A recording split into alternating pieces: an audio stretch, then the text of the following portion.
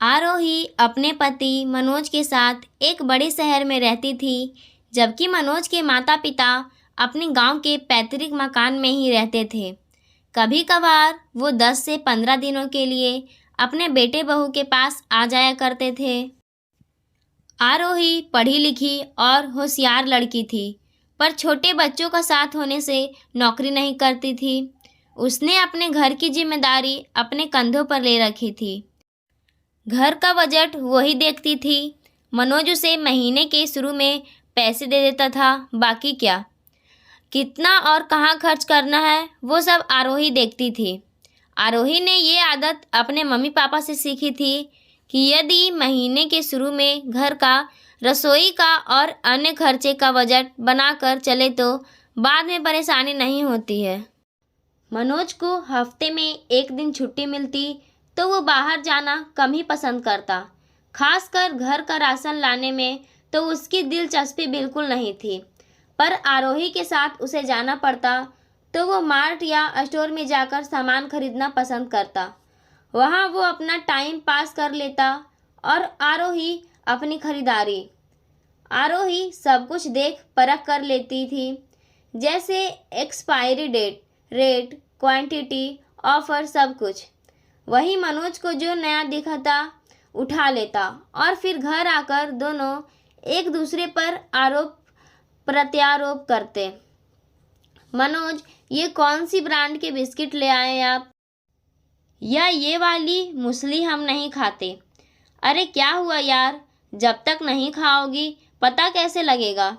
और फिर तुम्हारी गिन्नी चुन्नी ब्रांड खाकर मैं उब गया मैं।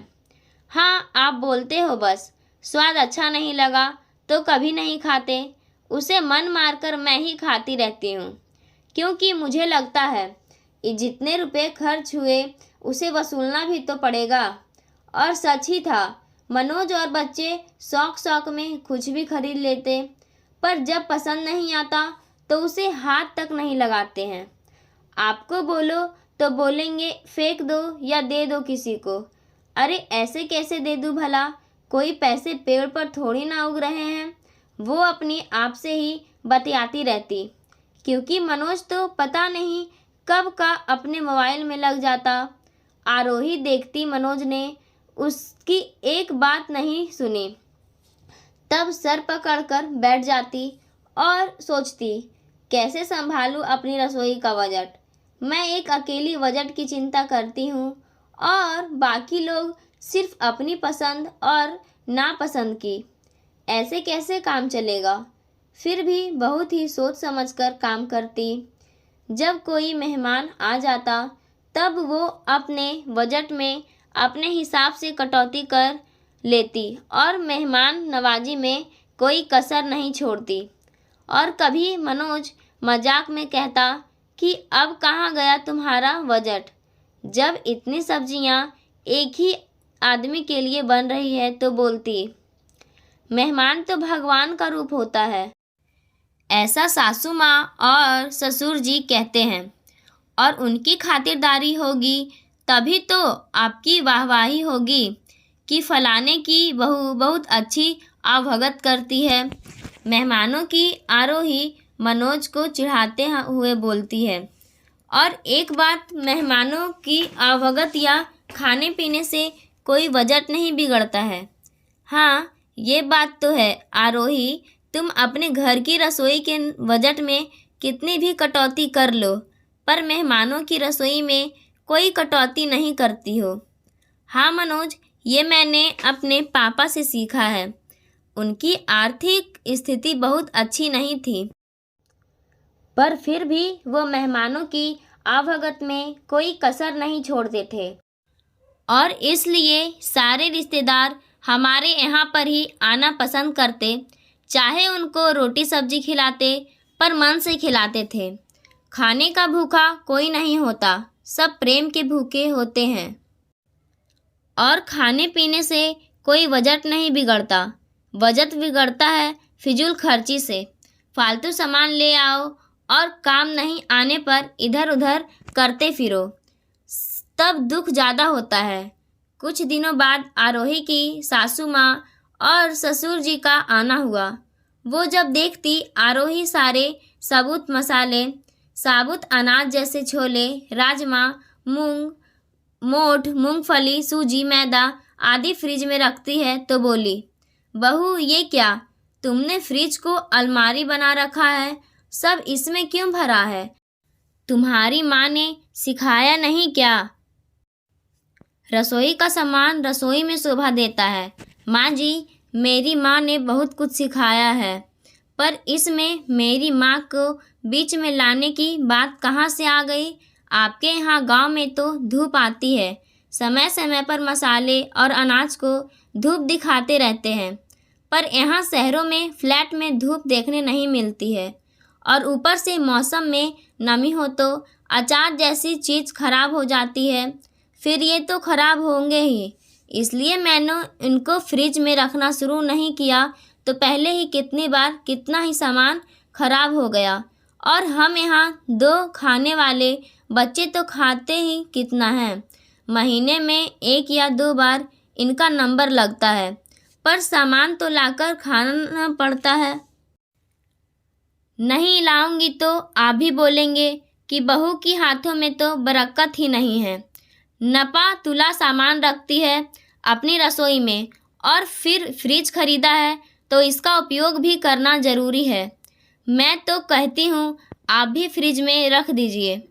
अब से कितनी ही बार आप सूजी धूप लगाकर गाय को डालती हो, क्योंकि वो ज़्यादा दिन चलती नहीं है। हाँ, ये तो ठीक कह रही हो बहू, सासू माँ बोली।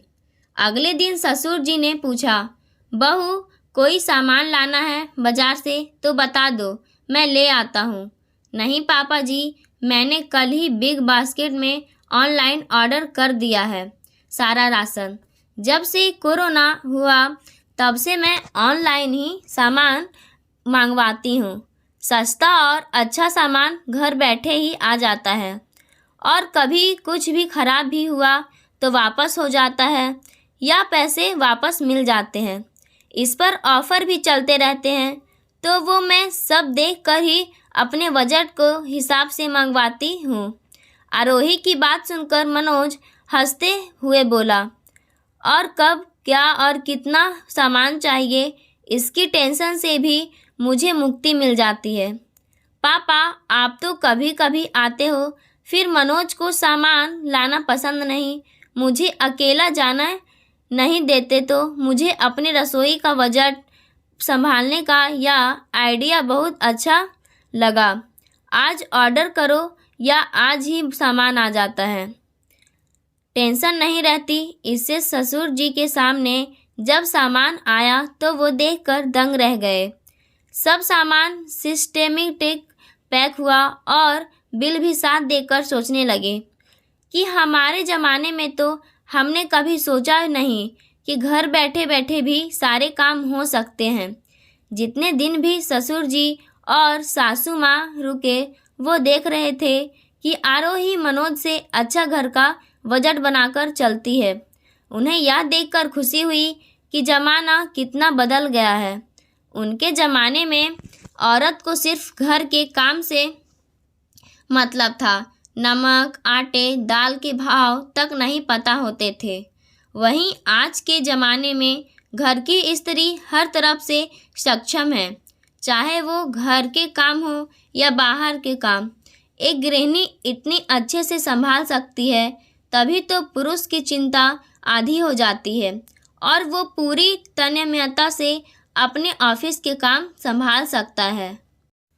रसोई के बजट के साथ साथ उनके आपसी रिश्तों में भी संतुलन बना रहता है और घर का वातावरण भी शांत रहता है। उसके ससुर जी बोले, मुझे लगता है एक औरत जितने अच्छे से घर के बजट को समझती है और उसके अनुसार घर चलाती है, एक पुरुष शायद ही कर पाए। ये बात आपको आज समझ आई। जब मैं रसोई और घर संभालती थी तब तो आपने कभी नहीं कहा। आरोही की सास अपने पति को घूरते हुए बोली, अरे भगवान, ऐसे देखकर डराओ मत। मानता तो मैं तब भी था, पर तब इतनी हिम्मत नहीं कर पाया कहने की। लो अब कह देता हूँ, मेरी होम मिनिस्टर साहिबा ससुर जी सासू माँ को छेड़ते हुए बोले, सच विनीता, तुमने मेरी इतनी छोटी नौकरी में भी हमारे तीनों बच्चों, दोनों बेटी और बेटा को कितने ढंग से पाला है, उनको कितनी अच्छी परवरिश दी है। साथ ही तुमने मेरे परिवार रिश्तेदार की आवभगत में कोई कमी नहीं रखी थी, वरना माँ तो कहते कहते आरोही के ससुराल जी चुप हो गए। हाँ, वरना माँ को तो किसी का आना पसंद ही नहीं था। बोलती घर के खर्चे कम हैं क्या जो अब इनकी खातिरदारी करो। विनीता जी ने बात आगे बढ़ाई। और आपकी माँ और बहन तो मेरे खिलाफ पता नहीं क्या खिचड़ी पकाती थी और आपके कान भरती रहती थी, पर आपने कभी उनका साथ नहीं दिया। आपके इसी भरोसे के दम पर ही तो मैं अपने हिसाब से काम करती गई और आपके रिश्तेदार और परिवार वालों से संबंध अच्छे बनाती गई। हम दोनों के आपसी रिश्तों की खिचड़ी उनकी खिचड़ी पर भारी पड़ गई, क्योंकि उसमें हमने समझदारी का तड़का जो लगाया था।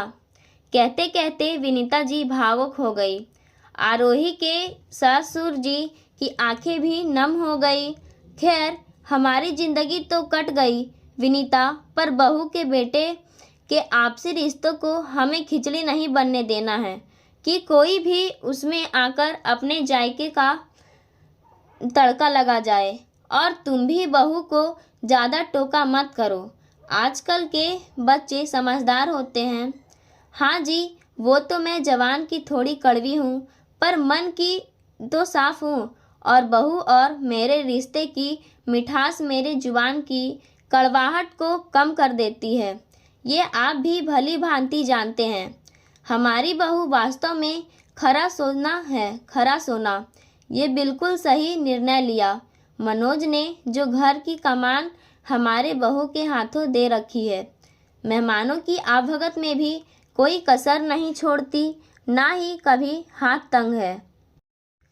का रोना रोती है कि बड़ों की सारी ज़रूरतें अच्छे से जानती है, जिसको क्या पसंद है क्या नहीं सब कुछ। फल की जगह फल तो दूध दही सबका इंतजाम पहले से ही रखती है। ये ही होती है असली अन्नपूर्णा की पहचान, जो सबकी आहार का ध्यान रखे और प्रेम से भोजन खिलाए, जैसे हमारी आरोही है। दोस्तों, ये तो मैं भी मानती हूँ कि घर का या रसोई का बजट खाने पीने से नहीं बिगड़ता, ना ही मेहमानों की आवभगत से बिगड़ता है।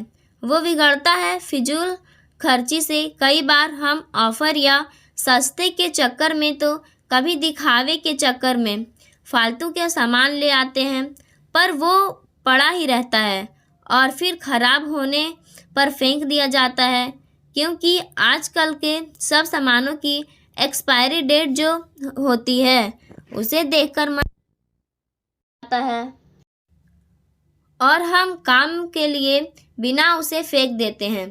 बजट पर असर पड़ता है, वो अलग। आजकल की तो होम डिलीवरी, ऑनलाइन शॉपिंग का कल्चर है और सामान आधे घंटे से भी कम समय में हम तक पहुंच जाता है।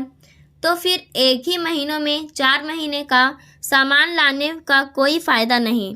जब ज़रूरत हो तब लाए तो बेहतर है, और जहां तक वो हो तो कैश ही शॉपिंग करे, जैसे उसे आइडिया रहना कितना खर्चा हुआ।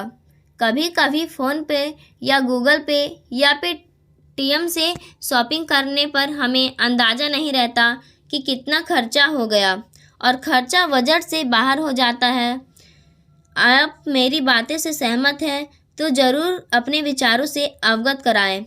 आपके सुझाव और प्रतिक्रिया का हमें इंतज़ार रहेगा।